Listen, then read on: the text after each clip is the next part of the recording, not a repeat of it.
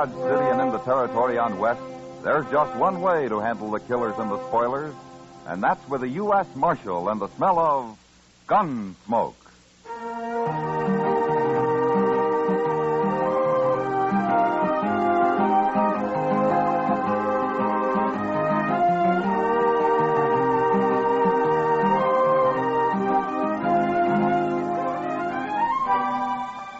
Gunsmoke, starring William Conrad.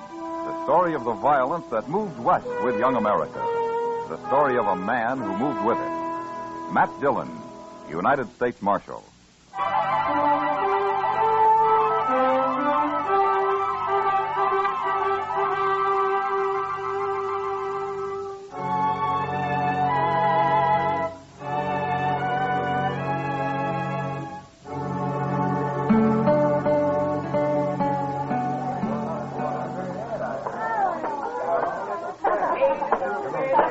Good evening, Mr. Sybert. Oh, hello. Hello, Henry. Have a drink? No, thank you, sir. Well, what do you come into a saloon for if you ain't going to drink? No offense, Mr. Sybert. I just don't feel like a drink. Well, man's free to do what he feels like, Henry. Up to a point, he is, sir. You're all alike, you Southerners. We keep our word. To men and to women. Now, is that what you're here for, to see I don't run off? No man's going to shame my sister, sir. Oh, what are you talking about? I'm going to marry her in 2 days. Yes, sir. You are. Now, look, Henry. We postponed the wedding last month because I had to go to Abilene on business. I run a big ranch. It takes a lot of hard work and time. And the ranch comes first. Can you get that through your head? I understand. I just hope for your sake you don't have to go anywhere this time.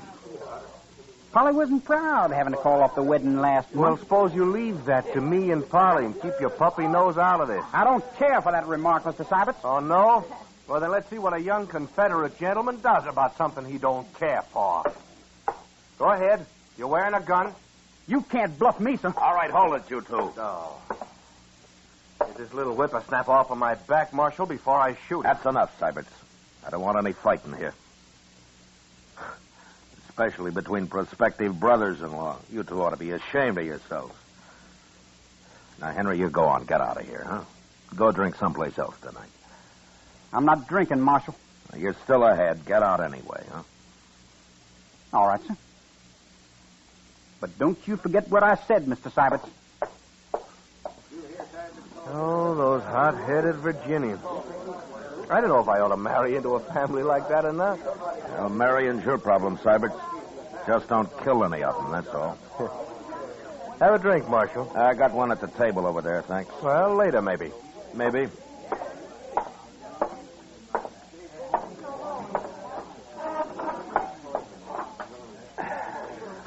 You sure stopped that just in time, Matt. Yeah. That kid wouldn't have had a chance against Nat Sybert. No, but he'd have tried it anyway. They're going to make a real happy family. Now, they'll get along. Syberts and Polly, anyhow. They will if Henry and his father give him a chance. It's too bad Mrs. Troyman isn't still alive. She'd handle it better. They're nervous about the wedding, that's all, Kitty. And about Sybert's money. They need it bad. They used to be rich, Kitty. Back in Virginia. Sure, before the war. What about now? Why do you think they're so happy to be able to marry Polly off to a big rancher like Sybert? You know it as well as I do, Matt. Yeah, except for Polly. I think she's real fond of Sybert. Sure. And he's fond of her, too. After all, she's a woman, isn't she? Yeah, I know. But maybe you'll settle down now and quit running around so much. I hope so, for her sake. When's the wedding, Matt? Day after tomorrow? Yeah, that's what they say. You're going, aren't you? Yeah, I suppose I'll go. I love weddings. Oh, great heavens, Kitty. I nearly forgot. What? I saw Polly on the street the other day, and she asked me to tell you that you'd be welcome at the wedding if you want to come. She did? Well, I've only met her at the store and around. It seems she likes you.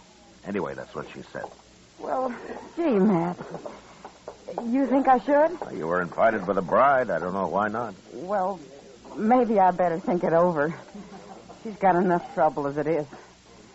But anyway, I feel kind of good, her asking me. They're just people, Kitty. Like anybody else.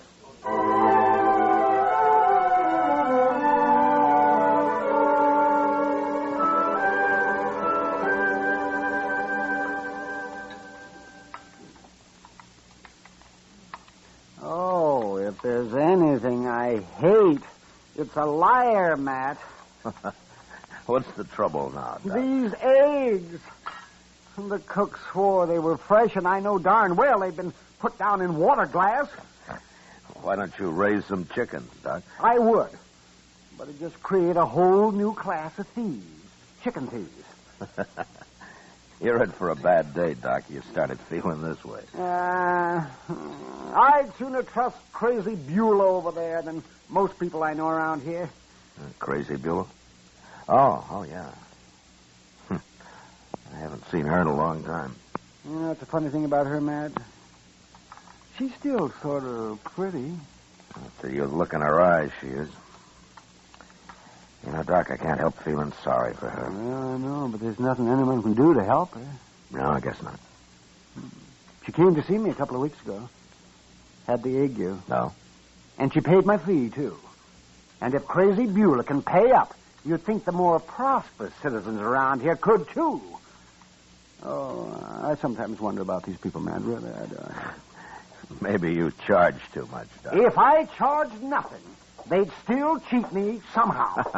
Good morning, Mr. Dillon. Chester, Hi, how are Doc. you? Chester? Hey, looky here at this. Read it. No? If Nat Syberts marries that Tryman girl, there'll be a killing. I'm warning the law to stop it before it's too late. Oh, there's no signature. Where'd you get this, Chester? It was under the office drawer when I opened up this morning. What do you make of it? Let me see it, Matt. Here, Doc. Oh, it's printed. Thought I might recognize the writing. Well, that's why you printed it, I guess. I see. I wouldn't want to be in Nat Sybert's boots. Young Henry is going to shoot him if he doesn't marry Polly, and here somebody is going to shoot him if he does. Well, all in all, it'll make for a lively tomorrow. Chester, I think we better talk to Syberts about this. Yes, sir. He's staying at the Dodge House till after the wedding. Yeah, I know.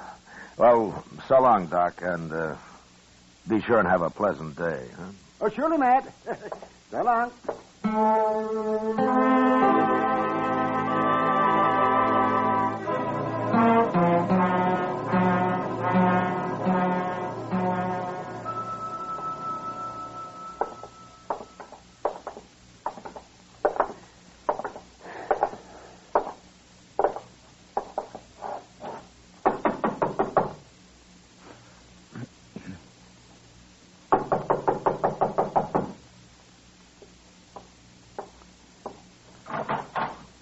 Well, Marshal, Chester. Oh, Mr. Sybert. I'd like to talk to you, Syberts. Why, sure, Marshal. Come in. Thank you. Chester found this note at the jail this morning, Syberts. What in the... Who wrote this? And I thought maybe you could tell me. No, I've got no idea, Marshal. Oh, can you think of anybody who doesn't want you to get married, Syberts? He was there last night, Marshal. Sure don't look like it. Yeah, I know, but I was thinking of somebody else, some enemy of yours who maybe wants to cause trouble. No. I've got enemies, sure. What man hasn't? But they don't have nothing to do with me and Polly. What'd they care if I get married? Well, say, maybe it's just a joke somebody's playing on you. Mighty poor joke under the circumstances. Yeah, I suppose it would be. Old man told me to stay away from women a long time ago. I should have listened to him. It's a little late now, isn't it, Syberts? Yeah. If you got any ideas, let me know, huh? Anyway, we'll be at the wedding. We'll do what we can. And I'll be wearing a gun, too, Marshal. You can count on that.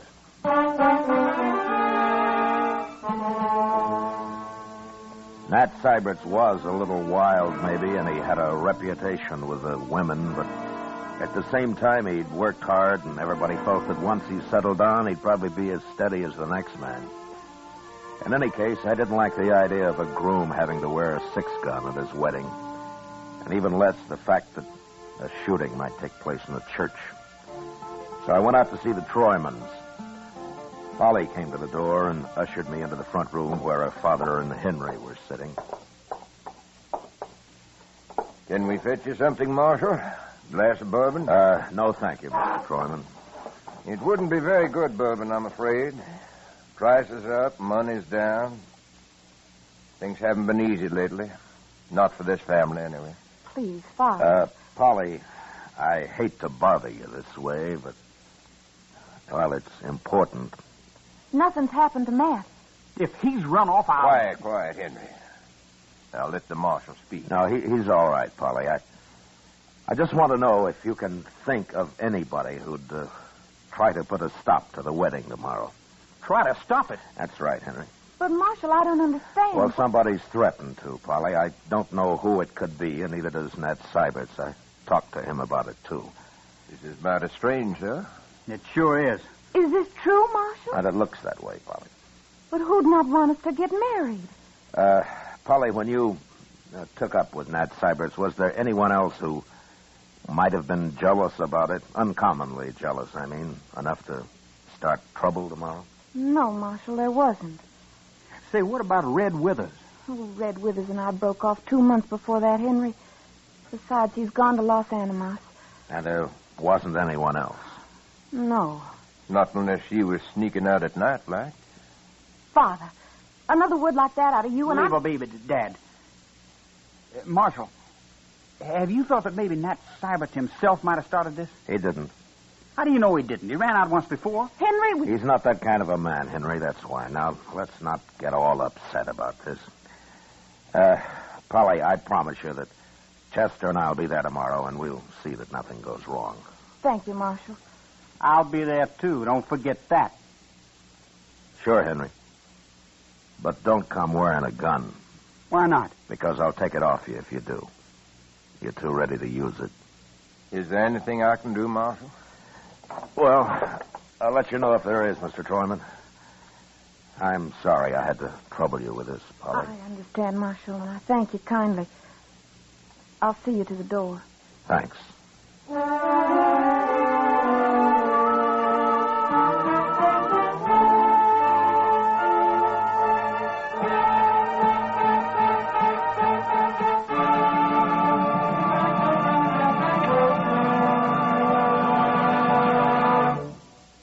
We will return for the second act of Gunsmoke in just a moment. But first, with the arrival of warm weather, people tend to forget their troubles and other people's troubles, too. We go off for the pleasures of the beach, the forests, and the countryside. By all means, let's get the most that life has to give. But let's keep the need of the Red Cross, the continuing need for blood, somewhere in our minds. At least once this summer, give a pint through your local chapter. Don't forget, disaster waits on no season. Give blood during the summer, too. Now the second act of Gunsmoke.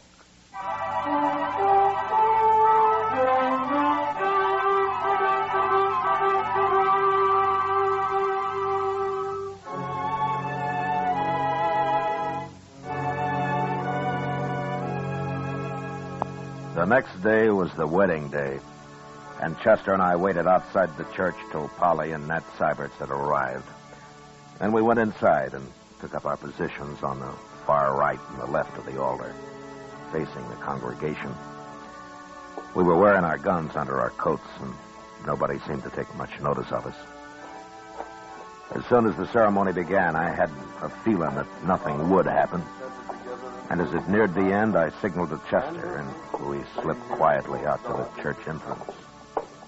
Their two had given and pledged their troth either to other, and have declared the same by giving and receiving gold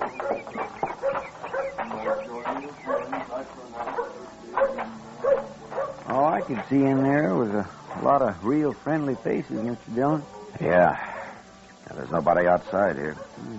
That's Mr. Sybert's buggy right there, isn't it? Mm-hmm. He's driving Polly out to the ranch right after the ceremony, Chester. She didn't want a celebration of any kind. Well, it looks like there won't be any trouble after all.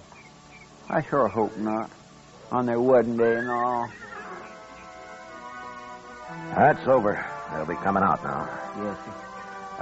We'll stay close to them till they drive off. It could happen right out here, you know. Yes, sir. I'll watch whichever way you're not watching. How will you know which way I'm watching unless you spend your time watching me, Chester? What? Oh. Well, no, I didn't exactly mean to... Oh, looky. Here they come. Oh, my, don't they look proud?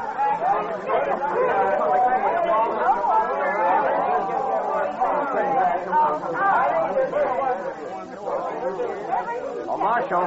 Congratulations, Cybert. Oh, thank you, Marshal. Let's get over here for a minute, huh? Sure.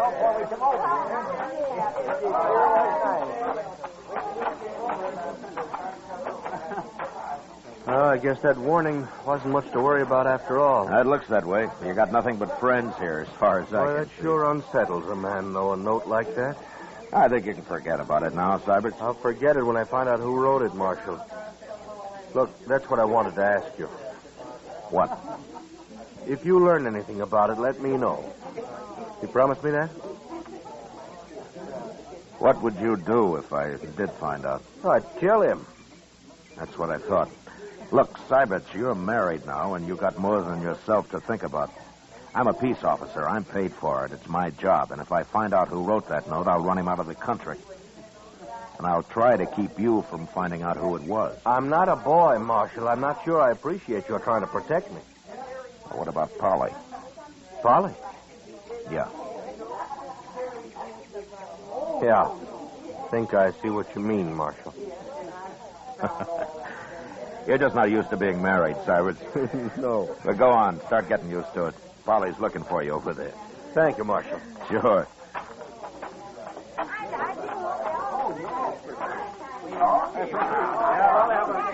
Well, are we all set to go? Anything wrong, Mr. Dillon? Not a thing, Chester. Come on, let's see him off. Thank you. All right, Polly. Up you go, honey. That's the way. Bye, Father. Bye, Go on, honey. Bye, everybody. You come see us up the ranch. Goodbye. Goodbye.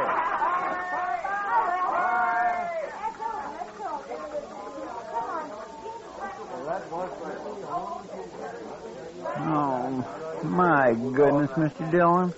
What, Chester? Oh, I'm just like an old woman at a wedding. You know, they ought to have more weddings here. Well, if you like him that much, Chester, why don't you do something about it? Well, what could I do? Get married. Huh? Me? Get married? Well, why not? Oh, now, Mr. Dillon, you know I can't do that. Why, I don't make enough money to keep body and soul together just for me, let alone a wife and a lot of kids and in-laws and all that. My goodness. Well, you could start with just a wife. Did you hear that? Yeah. It's down the road Cybert's took. Come on, grab a horse. Anybody's horse, Chester. Pardon me. Come on. Come on.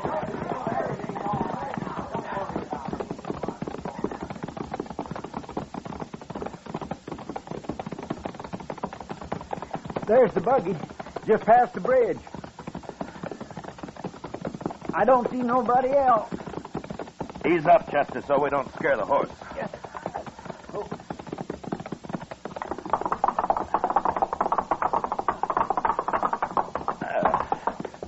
Oh. All right, take a look under the bridge, Chester. All right.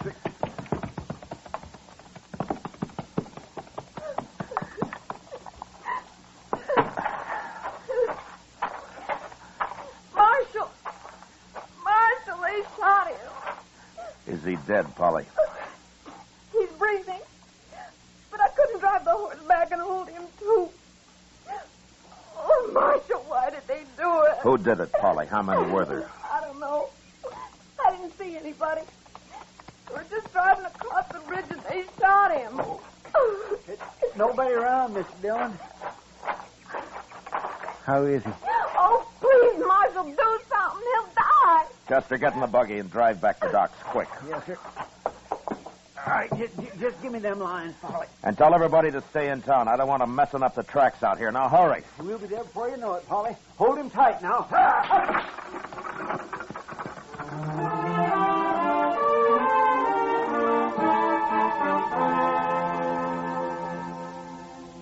As soon as the buggy had gone and the dust had settled, I looked around. Everywhere, but could see no one. Then I walked back and followed Chester's horse tracks down off the wagon road. His were the only marks on that side of the bridge, so I crossed over to the other side. And there I found the footprints of what must have been either a child or a woman. They led off in the direction of a small cabin about 300 yards away. And I followed them, gun in hand, at a slow trot. When it was clear that whoever it was had gone straight to the cabin, I left his trail and approached the door from a right angle.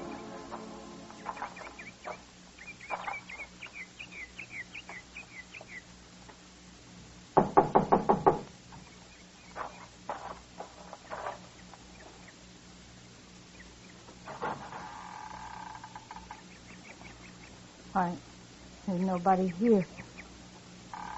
Hold it. Oh, you, Marshal. Beulah, come on outside, Beulah, quick.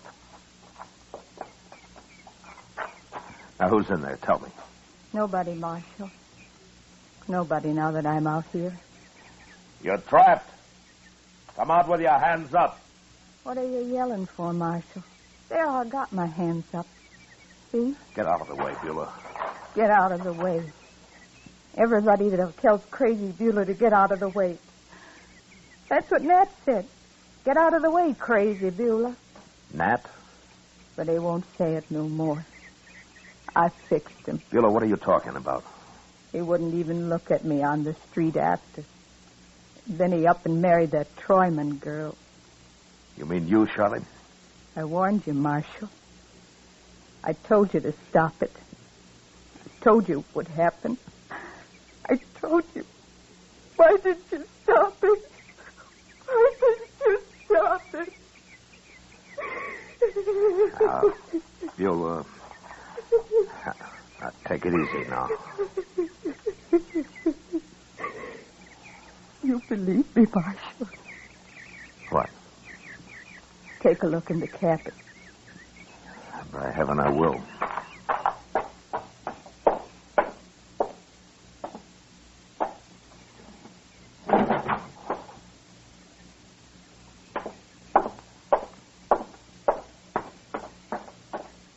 What's this all about, Beulah? There's nobody in there. Now my rifle. Well, where is it? Right there by the door.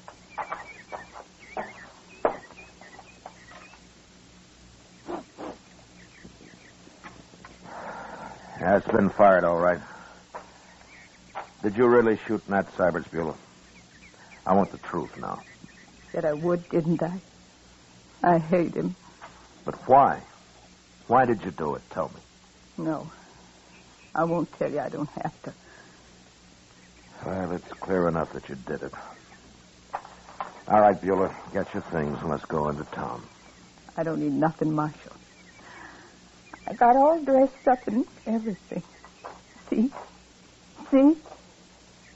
Yeah. Yeah, you look fine. I feel better now, Marshal. Now that it's all over. He's dead. I feel a lot better.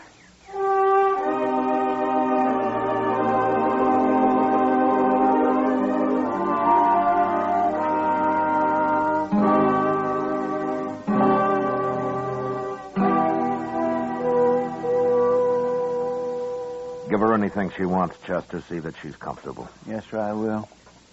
It sure beats all, though, don't it? Yeah. Well, I'm going up to Doc's. Maybe Syberts can talk now. Well, you better hurry. Polly will be back there in a minute. All right.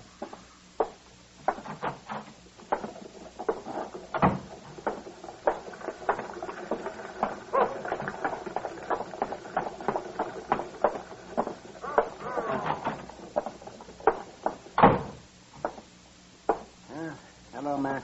How is he, Doc? I can't tell yet. But don't wear him out. No. Hello, Syberts. Marshal, I guess we should have stayed with you a little longer, huh? I don't even know where it came from, Marshal. He was under the bridge there, I guess. Got me right in the back. It wasn't a he, Syberts. It was a she. A woman?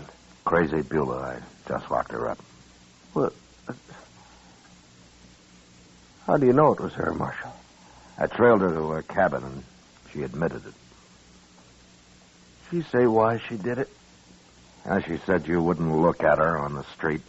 Told her to get out of the way or something. Doesn't matter much. Unless you want to tell me. Well, just that I got drunk one night, Marshal, and she kind of chased after me ever since, and I tried to keep out of her way. I see.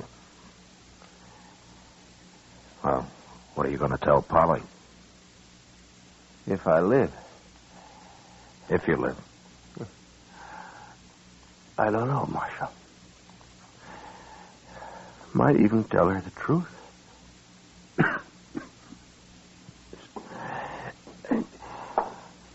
All right, man. Now, that's enough. Yeah, sure, Doc. So long, Sabbats. Bye, Marshal.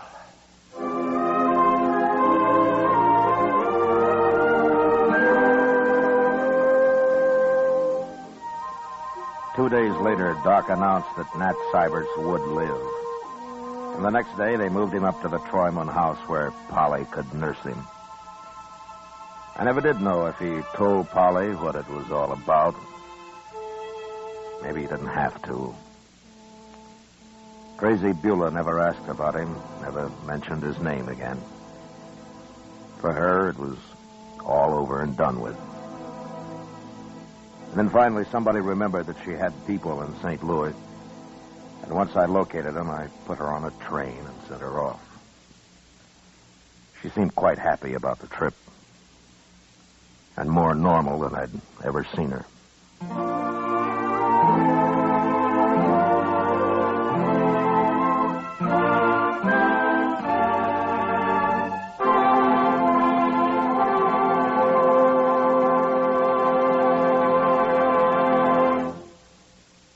Gunsmoke, under the direction of Norman Macdonnell, stars William Conrad as Matt Dillon, U.S. Marshal. Tonight's story was specially written for Gunsmoke by John Meston, with music composed and conducted by Rex Corey. Featured in the cast were Lawrence Dobkin, Sam Edwards, Joyce McCluskey, Joe Cranston, Elaine Williams, and Pat McGeehan. Parley Bear is Chester, Georgia Ellis is Kitty, and Howard McNear is Doc. Gunsmoke has been selected by the Armed Forces Radio Service to be heard by our troops overseas. Join us again next week as Matt Dillon, U.S. Marshal, fights to bring law and order out of the wild violence of the West in Gunsmoke.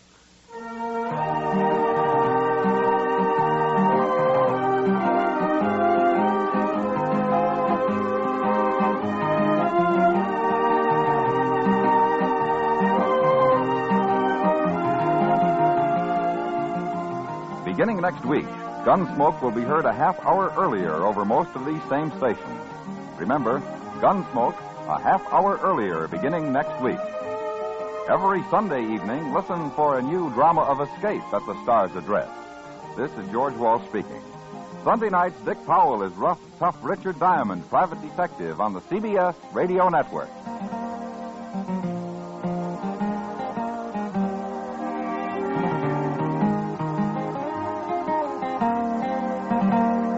Thank you.